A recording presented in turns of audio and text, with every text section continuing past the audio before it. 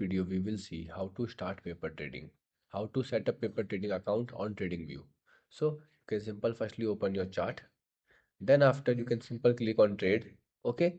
Once you tap on trade, here it will open all the brokers, or you can open the broker section from other buttons. And then you can simple click on paper trading. And now once you tap on it, here you can wait, and then here you will find that the paper trading account will be set up here. Okay, by simple pressing on it. Okay, also if you are a first user, it will ask you to click on connect. Just tap on connect button. After that, here you will see the paper trading will be added here in my bottom navigation bar, where I can easily see my positions, order history, balance, and trade journals.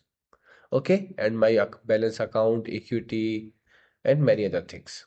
Okay, and also click on trade to buy and sell the order. And once I buy and sell, it will show here. Okay, so here is how you can easily set up the paper trading account on TradingView.